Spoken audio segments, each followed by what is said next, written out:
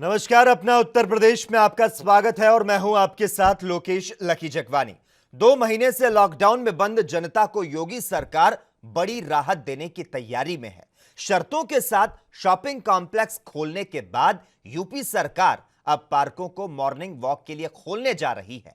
मंगलवार को अफसरों के संग लॉकडाउन की समीक्षा बैठक में मुख्यमंत्री योगी आदित्यनाथ ने निर्देश दिए कि समय तय करके अब पार्कों में भी मॉर्निंग वॉक की अनुमति दी जाए।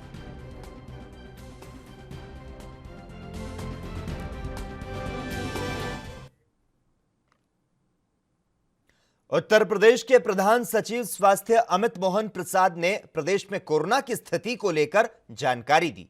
क्या कुछ कहा उन्होंने, आइए आपको सुनाते हैं। कार्य हम लगातार कर रहे हैं और अब तक 12,054 इलाकों में, जिसमें 3,031 हॉटस्पॉट के कंटेनमेंट जोन में और 9,023 नॉन हॉटस्पॉट एरिया में सर्वेक्षण का कार्य हुआ है, सर्वेलेंस का कार्य हुआ है। इसमें 91,869 टीम दिवस के माध्यम से 72,45,753 घरों का सर्वेलेंस किया गया, जिसमें 3,63,83,287 लोगों का सर्वेलेंस किया गया। सर्वेलेंस के पश्चात जिनको लक्षण पाए जाते हैं या जिनमें भी किसी पॉजिटिव के कांटेक्ट में आने की बात सामने आती है, उनका परीक्षण करवाया जाता है, उनको फैसिलिटी क्वारंटाइन में रखा जाता है और अगर वो संक्रमित होते हैं तो उनकी फिर चिकित्सा करवाई जाती है। जो हमारे प्रवासी कामगार लौट रहे हैं हमारे प्रदेश में अन्य प्रदेशों से, उनकी भी लगातार ट्रैकिंग की जा रही है और यह कार्य आशा वर्कर्स के द्वारा किया जा रहा है। जो प्रवासी कामगार आ रहे हैं उनको सर्वप्रथम शेल्टर होम में ले जा कर के उनकी स्क्रीनिंग होती है और स्क्रीनिंग के पश्चात उनको खाद्यान्न का पैकेट देकर अगर वो लक्षण रहित हों तो 21 दिन के होम क्वारंटाइन में भेजा जाता है। अगर लक्षण हो तो उनका परीक्षण किया जाता है, अगर संक्रमण पाया गया तो अस्पताल में भर्ती होते हैं वो, अगर संक्रमण नहीं पाया गया तो भी उनको 1 सप्ताह तक रखकर उसके बाद पुनः जांच करके तब उनको होम क्वारंटाइन में 14 दिन के भेजा जाता है। तो जो लोग होम क्वारंटाइन में जाते हैं, आशा वर्कर्स के द्वारा उनका हालचाल पूछा जाता है, उनके घर जाकर के। वहीं कांग्रेस नेता पीएल पूनिया ने कांग्रेस कार्यालय में प्रेस कॉन्फ्रेंस की, जिसमें उनके साथ आराधना मिश्रा मौजूद रहीं। कॉन्फ्रेंस में कांग्रेस नेता पीएल पूनिया ने योगी सरकार द्वारा जारी किए गए प्रवासी मजदूरों की वापसी संबंधित आंकड़ों को लेकर योगी सरकार का घेराव किया। क्या कुछ कहा उन्होंने, आइए आपको सुनाते हैं। प्रदेश सरकार के आंकड़े तो 6,228 हैं और उसको एक प्रमाणिक आंकड़ा मान रहे हैं। ये कौन सी लैब, क्या योगी जी ने अपने व्यक्तिगत कोई घर पे लैब खोली है जिससे सब आंकड़े इकट्ठे कर लिए कि किस प्रदेश से आने वाले कितने संक्रमित हैं और 25 लाख का भी अंदाज उन्होंने लगा लिया। उसके हिसाब से अगर देखा जाए तो 10 से 12 लाख लोग संक्रमित हैं उत्तर प्रदेश में, जबकि ये संख्या बता रहे हैं 6,228। कितना अंतर है। एक आतंक का माहौल, सनसनीखेज बयान कि पूरा प्रदेश में कोरोना के संक्रमित लोग घुस गए हैं और वो तबाही मचाएंगे। बड़े दुर्भाग्य की बात है। और हमारी राष्ट्रीय महासचिव श्रीमती प्रियंका गांधी जी ने भी इसके ऊपर सवाल खड़े किए हैं कि योगी जी जवाब दें कि आपके सही आंकड़े क्या हैं और जो आंकड़े दे रहे हैं उसका आधार क्या है, और अगर इतना गंभीर स्थिति है कोरोना वायरस की उत्तर प्रदेश में तो फिर उसको रोकने का इलाज भी क्या। इन आंकड़ों पर सवाल पूछा, पर साथियों 24 घंटे बीत गए, अभी तक सरकार की तरफ से ना ही कोई खंडन आया है और ना ही कोई स्पष्टीकरण आया है। आज मैं आप सबके माध्यम से उत्तर प्रदेश के मुख्यमंत्री योगी आदित्यनाथ जी से निवेदन करना चाहती हूं कि अगर जो बयान उन्होंने दिया, अगर वो आंकड़े सही है तो उत्तर प्रदेश एक विस्फोटक स्थिति में है, भयावह स्थिति है। 10 से 12 लाख अगर लोग संक्रमित हैं तो ये उत्तर प्रदेश के प्रदेशवासियों के लिए स्वास्थ्य का बहुत बड़ा संकट है। क्या तैयारी की है सरकार ने प्रदेश की जनता को इस संक्रमण से फैलने से रोकने के लिए और जो संक्रमित नहीं उनको बचाने के लिए?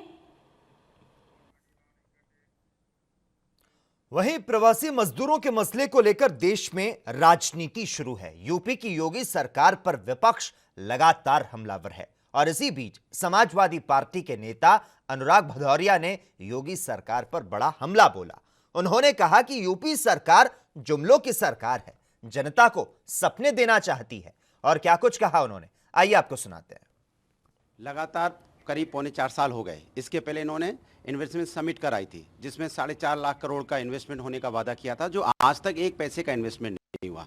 आज एक नया बात लेके आए कि हम जो लोग मजदूरों को सुविधा तक नहीं दे पाए कि उनको कुछ साधन दे देते, अपने घर पहुंच जाते, बस ट्रेन तक नहीं दे पाए, बेचारे हजारों किलोमीटर पैदल चले, उनके पैर में छाले पड़ गए, भूखे प्यासे रहे, उनको खाना तक नहीं दे पाए, वो क्या उनको नौकरी देंगे? सिर्फ ये बातें बनाते हैं। अब उन्होंने एक कमीशन कि चलो हमने माइग्रेशन का एक कमीशन बना दिया, माइग्रेट लेबर का कमीशन बना दिया। ये कोई नहीं, इनका कोई मतलब नहीं। फिर आप देखेंगे 1-1.5-2 साल बाद कहीं कुछ नहीं।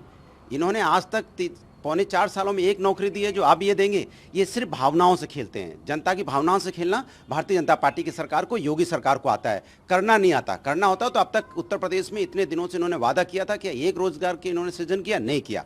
अब नया इन्होंने जो कमीशन बना दिया, अब इस कमीशन का कुछ नहीं होने वाला। आप देखेंगे सिर्फ एक मार्केटिंग और एक वो है इनका, एक तरह से कुछ दिन बाद आपको एक गुब्बारा नजर आएगा। बाद में एक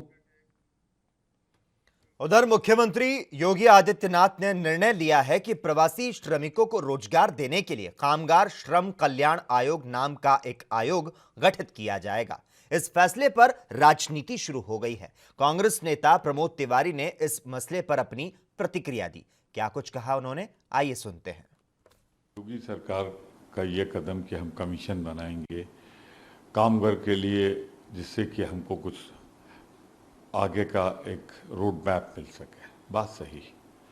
लेकिन एक चीज़ की ज़रूरत है, कब कमीशन बनेगा, कब कमीशन की बैठकें होंगी, कब उसकी रिपोर्ट आएगी, कब वो लागू होगा, ये तो लंबा प्रोसेस है। आज तो मजदूरों को ज़रूरत है कि जिनके घर का चूल्हा नहीं चल रहा है, जो 2-3 दिन के भूखे हैं, उनको तत्काल 10,000 रुपये कैश देना चाहिए, जिससे उनके घर का चूल्हा तो जल सके। दूसरी बात, कमीशन बैठने का जब कोई समस्या आती है तो हम आयोग बैठा लेंगे, कमीशन बैठा लेंगे। अब एक कमीशन इस बात का भी बैठना चाहिए कि मोदी जी ने, प्रधानमंत्री जी ने और योगी जी मुख्यमंत्री जी ने जितनी घोषणाएं की हैं उनको लागू कैसे कराया जाए, क्योंकि घोषणाएं तो हो रही हैं, लागू नहीं हो रही, जमीन पे नहीं उतर रही। प्रदेश सरकार ने सभी सरकारी दफ्तरों में अब 50% कर्मचारियों की उपस्थिति अनिवार्य कर दी है। सभी विभाग अध्यक्ष और कार्यालय अध्यक्ष को रोजाना आना होगा। कार्यालय आने वाले कर्मचारी 3 पालियों में आएंगे। अधीनस्थ कार्यालयों, स्थानीय निकायों और निगमों में भी यही व्यवस्था रहेगी। मुख्य सचिव राजेंद्र तिवारी ने शासन आदेश जारी करते हुए कहा कि प्रदेश सरकार ने कोरोना का संक्रमण रोकने के लिए 17 अप्रैल को सभी विभागों को कार्यालय खोलने, प्रमुखों की उपस्थिति रहने के अलावा 33% कर्मचारियों को ही बुलाने का आदेश जारी किया था।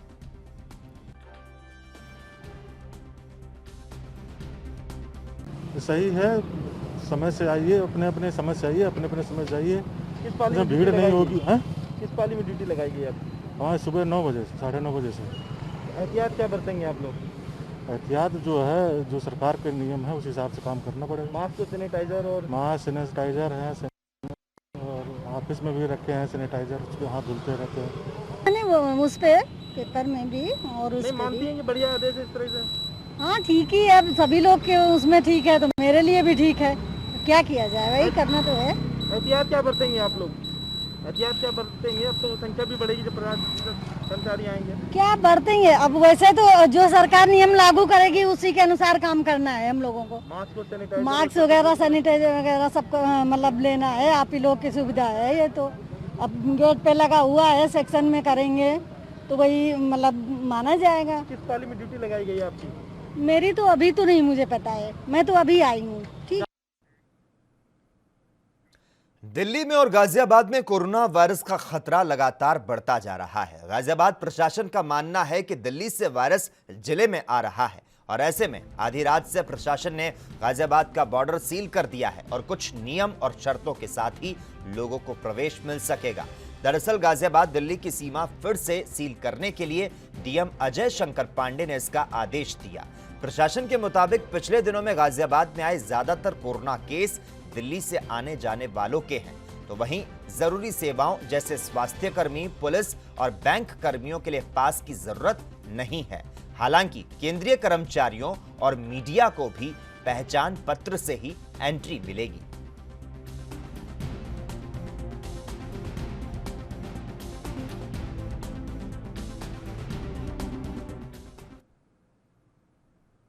देश भर में कोरोना संक्रमण के मामलों में तेजी से हो रही वृद्धि के बीच दिल्ली सरकार ने लॉकडाउन में ढील देने की घोषणा की है और इसका सीधा असर दिल्ली की सड़कों पर दिखने लगा है। दिल्ली में कई दफ्तर खुलने के कारण सड़कों पर लंबे समय बाद आवाजाही बढ़ी। एहतियात के तौर पर दिल्ली पुलिस और यातायात पुलिस ने बॉर्डर और प्रमुख मार्गों पर चेकपोस्ट लगाई। इस कारण दिल्ली और नोएडा डीएनडी पर कुछ मीटर लंबा जाम लग गया। लोगों की शिकायत के बाद पुलिस ने चेकपोस्ट पर पुलिस कर्मियों की संख्या को बढ़ाया, लेकिन इसके बाद भी लोगों को घंटे घंटे सड़कों पर गाड़ी की संख्या में वृद्धि की वजह से परेशानी का सामना करना पड़ रहा है।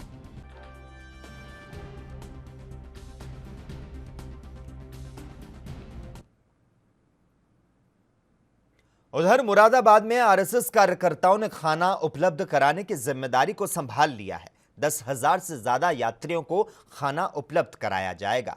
मुरादाबाद होकर गुजरने वाली श्रमिक स्पेशल ट्रेनों को केवल मुरादाबाद स्टेशन पर रोका जाता है। यहां चालक और गार्ड बदलते हैं और कोच में पानी भरा जाता है।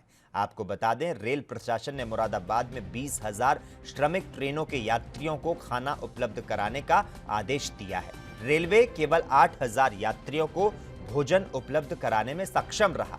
ऐसी स्थिति में आरएसएस ने भोजन उपलब्ध कराने की जिम्मेदारी ली और 12,000 यात्रियों को भोजन उपलब्ध कराने का जिम्मा संभाला है। रेल प्रशासन से अनुमति लेकर स्टेशन पर खाना बनाने और पैक करके यात्रियों को बांट रहे हैं।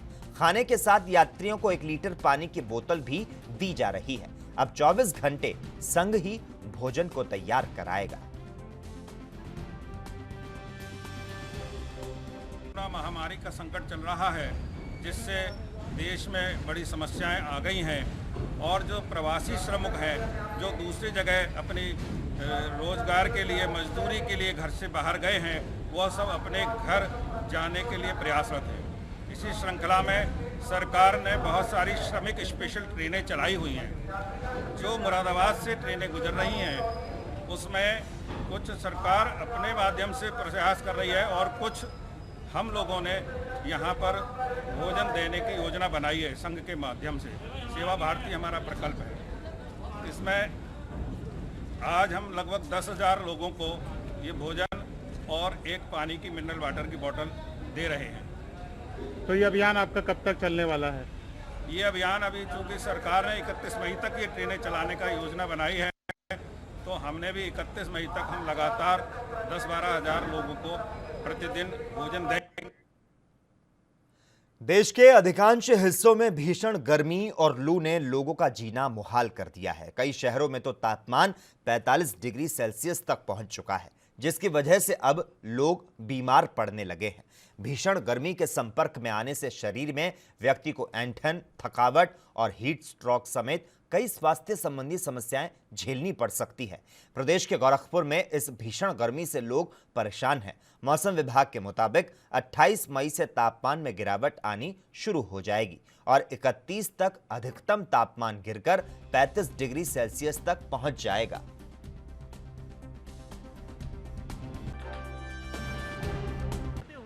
काफ़ी दिक्कतें हो रही हैं। एक तो इतनी दिनों बाद सरकार ने किसी प्रकार हमें छूट दिया, उसके बाद जिस जरूरी कामकाज के लिए हम बाहर निकल रहे हैं, धूप के कारण अब छोटे बच्चों को इलाज कराने ले जाना है, कहीं ले जाना है, तो उससे काफ़ी दिक्कतें आ रही हैं। बाइक चलाना किसी जरूरी काम से या कोर्ट के काम से किसी काम से आया जा रहा है, जिससे इस धूप के कारण और काफ़ी दिक्कतें हो गई। तो लॉकडाउन रहना और ना रहना बराबर ही हो गया, छूट मिलना ना मिलना बराबर हो गया इस समय। हाँ, गर्मी कारण टेम्परेचर काफ़ी इधर 4-5 दिनों से काफ़ी बहुत ज़्यादा हो गया है, जिसके कारण हमें काफ़ी बहुत दिक्कत हो रही है। बहुत ज़्यादा गर्मी है। गर्मी में ना कुछ मिल नहीं रहा है, सब वही लॉकडाउन में सब बंद दिया है। बाहर कोई निकल नहीं रहा है, देहात भर का आ नहीं रहा, मार्केट कर नहीं रहा, मार्केटों बंद ही चल रहा है। गर्मी में जो लोकल हैं अपना निकल नहीं रहे हैं लोग। तो सवारी वगैरह नहीं मिल रहा है, तो आपको सुविधा कुछ मिल पा रहा है? नहीं, बहुत छूटल छटल काठों कहीं मिल गए तो मिल गए, नहीं तो वो भी घूमते रहिए गर्मी में। उधर आगरा में भी गर्मी का प्रकोप बढ़ता जा रहा है। महामारी कोरोना से लोग परेशान हैं, तो वहीं अब तपती गर्मी ने बेहाल कर दिया है। आगरा में करीब 47 डिग्री तक तापमान पहुंच चुका है, जिसने लोगों को बेहाल कर दिया है। तो वहीं दूसरी ओर लॉकडाउन के चलते जूस और तरल पदार्थ की दुकानें बंद हैं। लॉकडाउन के चलते सब बंद है, पर किसी जरूरी काम से जो लोग सड़कों पर है, उनकी हालत गर्मी से खराब है। लोगों का कहना है कि बहुत गर्मी हो गई है, काम से बाहर आना पड़ता है। आगरा प्रशासन को पानी के लिए मुख्य मार्गों पर व्यवस्था करनी चाहिए।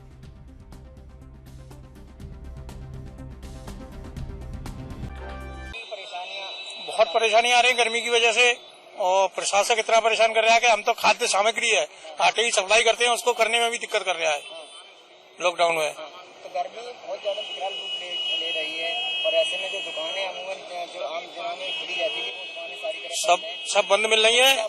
तो अपना बचाव ऐसा है, दुकान पे जो काम कर रहे हैं हम वो घर घर जा जाके उनसे दुकानदारों से मिल रहे हैं, कॉन्ट्रैक्टर हैं, ऑर्डर भी उनसे ले रहे हैं, पेमेंट भी ले रहे हैं घर से जाके। गर्मी से बचने की क्या उपाय कर रहे हैं? गर्मी से बचने का कोई उपाय नहीं है, न प्रशासक ने कोई ऐसा पानी वानी किया रास्ते में व्यवस्था या कोल्ड ड्रिंक का जैसा शरबत का या किसी तरीके का कोई वो नहीं किया हुआ है। दुकान वगैरह सारी बंद है, सब बंद है, दुकानें वगैरह तो टोटली बंद है। कोरोना वायरस से तो आदमी मर ही रहा है, हो सकता है गर्मी से और मरेगा अभी। हाँ, में इतनी परेशानी हो रही है गर्मी में कि अब घर से बाहर निकलने में सोचना पड़ रहा है, लेकिन जरूरी भी है, थोड़ा सा काम भी जरूरी है। धीरे धीरे निकल रहे हैं लोग घर से, और टेम्परेचर तो बहुत ज़्यादा हाई हो गया है, 48 के आसपास टेम्परेचर पहुंच गया है। तो इस समय मतलब गर्मी में निकलना और गर्मी में काम करना बहुत ही कठिन हो रहा है। लॉकडाउन खुलने के बाद क्या होगा, लोगों के साथ कैसे काम करेंगे, भगवान ही मालिक है। जो आम दिन होते थे पहले गर्मियों में, देखा जाता था हर चौराहे पे जूस की और कोल्ड ड्रिंक्स वगैरह उपलब्ध होती थी, मगर अब लॉकडाउन के चलते ऐसी दुकानें सारी बंद हैं। तो कहीं ना कहीं कैसे आप अपना बचाव कर रहे हैं? लोग खुद ही अपने बैग में, जैसे मैं बैग लिए हुआ हूँ, मैं उसमें पानी की बोतल या जूस की बोतल लेके घूम रहा हूँ, और ग्लूकोज वगैरह लेके चल रहा हूँ साथ में। और जैसे अभी कहीं भी जाते हैं हम लोग, तो अभी बाजार में तो कोई सुविधा उपलब्ध नहीं है, तो अब खुद ही आदमी सेल्फ प्रोटेक्शन लेके चल रहा है, खुद अपने आप बचाव कर रहा है। जी घर से निकल रहे हैं तो पानी पी के निकल रहे हैं, जहाँ भी जा रहे हैं यहाँ पे कहीं भी हमें कोई सुविधा कुछ नहीं मिल रही है। सिर्फ जहाँ भी देखो दुकानें बंद है, कुछ नहीं है, कोल्ड ड्रिंक की दुकानें वगैरह सब बंद है, कुछ भी नहीं हो पा रहा है लॉकडाउन में। बहुत परेशान है, बहुत मुश्किल से अपना बचाव कर रहे हैं हम। तो लोग कोरोना से तो पीड़ित है ही है, मगर जो गर्मी का जो कोरोना से पीड़ित है वो कोरोना से पीड़ित है, लेकिन जो बिना कोरोना के मरीज है वो इस लॉकडाउन में कुछ भी नहीं हो पा रहा है उनका, गर्मी से ज्यादा। ताजनगरी आगरा के लोग पहले से ही लॉकडाउन की मार झेलते हुए आ रहे हैं, और ऐसे में जो गर्मी है, आगरा में गर्मी आप देख सकते हैं किस तरीके से भीषण रूप ले लिया है, और गर्मी के चलते लोग जो है अपना बचाव मुंह पर गमछा बांध करके निकल रहे हैं। तो ऐसे में जो ये रामबाग चौराहा है, जहां पर जो है आम दिनों में जो बाजार पूरी तरह से खुला रहता था, मगर अब लॉकडाउन के चलते ये पूरा मार्केट ये बंद है, जहां पर जूस की दुकान और जो कोल्ड ड्रिंक्स वगैरह जो आम दिनों में मिल जाती थी लोगों को गर्मियों में, तो वो पूरी तरह से अब बंद है यहाँ पर। तो कहीं ना कहीं आगरा की जनता को इस भीषण गर्मी से काफी परेशानियों का सामना भी हो रहा है, करना पड़ रहा है। तो कहीं ना कहीं आगरा की जनता को बड़ी दिक्कतों का सामना करना पड़ रहा है। आगरा से कैमरा पर्सन अर्जुन सिंह के साथ पुष्पेंद्र शर्मा, एएनवी न्यूज। वहीं कानपुर देहात के टोल प्लाजा कर्मी के टैक्स मांगने पर एक डॉक्टर ने जमकर हंगामा काटा, तो साथ ही इस डॉक्टर ने पिस्टल लहराते हुए टोल कर्मी को भी धमकाया। आपको बता दें, जरसेन में तैनात डॉक्टर रवि साहू पहले भी कई बार विवादों में रहे हैं। ताजा वाकया रविवार का है, जब डॉक्टर रवि साहू ने टोल प्लाजा पर जमकर हंगामा किया। रिपोर्ट के मुताबिक टोल बैरियर में जब टोल कर्मी गौरव ने उनसे टोल टैक्स मांगा, तो उन्होंने अपनी पिस्टल निकाल ली और दबंगई दिखाते हुए गोली मार देने की धमकी दे डाली। इसके बाद टोल कर्मी ने तत्काल सायरन बजाकर मौके पर सुरक्षा गार्ड को बुलाया, तब जाकर डॉक्टर ने अपनी पिस्टल हटाई। इसके बाद भी डॉक्टर दबंगई दिखाते हुए टोल कर्मियों से भिड़ गए।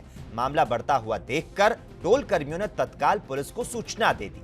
जिसके बाद मौके पर पहुंची पुलिस ने कार्रवाई करते हुए पिस्टल कब्जे में ले ली और टोल कर्मी गौरव की तहरीर पर डॉक्टर के खिलाफ मामला दर्ज कर लिया। डॉक्टर की यह करतूत सीसीटीवी में कैद हो गई।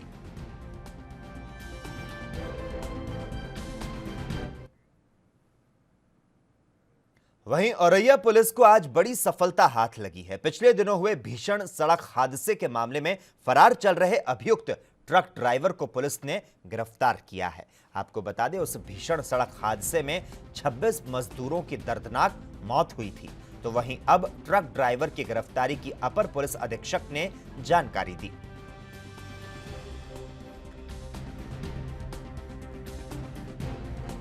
कोतवाली औरैया अंतर्गत निरौली के पास दिनांक 15 मई की देर रात ट्राला से एक्सीडेंट होकर जिसमें उस दिन 26 लोगों की उस दिन मौत हो गई थी, उसमें ट्रक चालक जो कि रामगढ़ अलवर राजस्थान का रहने वाला है, उसको आज गिरफ्तार कर लिया गया है। आज जब वो कोतवाली के पास स्थित आगे कचहरी के सामने दुकान पे किसी वकील से संपर्क करने के लिए बैठा हुआ था, इतने में सूचना प्राप्त हुई जिससे उसको वहीं से गिरफ्तार किया गया और उसके पास से ये आधार कार्ड और ये इसका आईडी कार्ड और डीएल ये इसके पास से मिला। जमा तलाशी के दौरान 2500 रुपये भी इसके पास से बरामद हुआ है। ये किसी वकील से संपर्क कर अपनी जमानत कराने की कोशिश में था। इसके द्वारा वाराणसी में भेलूपुर थाना क्षेत्र के बजरडीहा में शनिवार की रात इरशाद की हत्या लेन देन के विवाद में हुई थी। पुलिस ने इस मामले में आरोपित नट्टू जायसवाल निवासी खोजवा को भवनिया पोखरी के पास से गिरफ्तार किया है। हत्या आरोपित की निशानदेही पर पुलिस ने चौबड़वा पोखरी से वारदात में प्रयुक्त 2 ईंट और पत्थर बरामद किया। एसपी सिटी दिनेश सिंह ने इस हत्या को मीडिया के सामने जानकारी दी।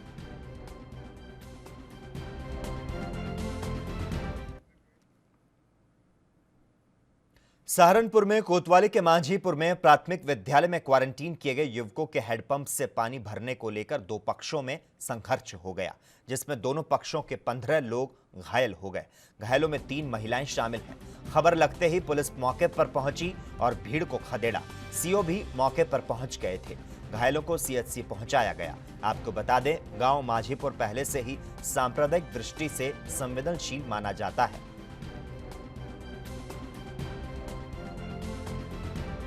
वहाँ पे बाहर बच्चे का बर्तन लेने आता सर, दोपहर में खाना आया था हमारा। हम आज इतने हम अपने घर पर नहीं गए थे, अपनी मर्जी से प्रधान से क्वारंटीन में, प्रधान को मालूम था, पूरे गांव को मालूम था। हालांकि और भी क्वारंटीन थे गांव में, लेकिन वो चले गए थे। तो आकर एक बच्चा हमारे बर्तन लेने आया था खाली, उन्होंने हमारे ऊपर आकर, वो बाजू के घर है जो बाजू में घर है, उन्होंने आकर हमारे पर हमला कर दिया कि बच्चा पानी ना पड़ना चाहिए। हमने उसे समझाया भी, लेकिन वो मानना नहीं, उसने लड़े ले रखा था। सर अब तो ही हमला कर दिया, छोटे बच्चे का मारने लग गए। तो सर हम घुसाने गए तो और 10 आदमी डंडे लेकर और लोहे की अंगल आती सर, और थोड़ा तक भी लेकर सर मैंने पकड़ाओ, मेरे हाथ पुराई और 2 अंगलियाँ मेरी। भाई मेरे 3 भाई क्वारंटीन में थे मांझीपुर स्कूल में, तो हम घर से खाना और पानी भिजा रहे थे उनको, लेकिन किसी वजह से हम अब पानी नहीं ले जा सके, तो वो बाहर पानी लेने निकल गए। एक जना उनमें था, तो जो दूसरे पक्ष के लोग हैं उन्होंने पानी के लिए मना किया। तो उन्होंने कहा कि भाई हम थोड़ा सा पानी लें, उसके बाद हम अपने घर से मंगा लेंगे। उन्होंने बिल्कुल मना कर दिया। मना करने के बाद उन्होंने पहले से इंतजाम से बैठे हुए थे वो, तो रॉडों से, जो लोहे की रॉड थी, उनसे हमला किया तीनों के ऊपर। तो इन्होंने हमें फ़ोन करके बोला, तो हम देखने गए तो हमारे ऊपर भी हमला किया उन्होंने वापस। कितने लोगों की चोट है? हम टोटल 8 लोगों की चोट है। वो कौन थे हमला करने वाले? हमला करने वाले नाम तो मुझे पता नहीं होंगे क्योंकि मुझे देख नहीं सका। कौन लोग थे? हिंदू लोग थे वो, सैनी, हमारे गांव के सैनी थे। और प्रधान भी वहाँ मौजूद था। प्रधान की मौजूदगी में? प्रधान की मौजूदगी में हुआ है सब, प्रधान की मौजूदगी में हुआ है सब। अच्छा। पुलिस भी थी, एसओ था या दरोगा था, वो तो मैं नहीं देख सका, लेकिन हाँ वहाँ एक पुलिस वाला मौजूद था जिस टाइम पे ये मामला सारा हो रहा था। अच्छा, पुलिस की मौजूदगी में झगड़ा हुआ? मौजूदगी हुई थी, वहाँ एक पुलिस वाला मौजूद था वहाँ पर। वहीं आगरा में सप्ताह के पहले दिन भी कोरोना संक्रमण के नए मामले कम ही आए। सोमवार को दिन भर में 7 नए केस रिपोर्ट होने से कुल संख्या अब 864 पर पहुंच गई है। तो वहीं 7 मरीज डिस्चार्ज होकर घर लौटने से एक्टिव केस का आंकड़ा रविवार के समान है। यानी कि सोमवार को 7 नए केस आए और साथ ही स्वस्थ होकर घर लौटे हैं, जबकि मृतकों की संख्या 33 है।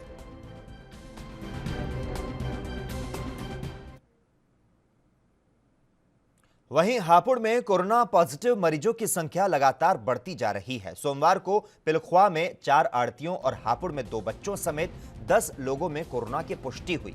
इन 10 केसों को मिलाकर अब हापुड़ जिले में कोरोना पॉजिटिव मरीजों की संख्या 109 हो गई। इसमें से 50 केस एक्टिव हैं। सीएमओ डॉक्टर रेखा शर्मा ने बताया कि हापुड़ के फिरोज बिल्डिंग निवासी 2 बच्चों की रिपोर्ट पॉजिटिव आई। इनकी मां में भी कोरोना की पुष्टि हुई। तो वहीं मजीदपुरा और पिलखुआ के भी 2 लोगों में संक्रमण मिला है। इसके अलावा 4 आढ़तियों और 2 अन्य लोगों में कोरोना की पुष्टि सोमवार को हुई। इन सभी को इलाज के लिए कोविड अस्पताल में भर्ती करा दिया गया है।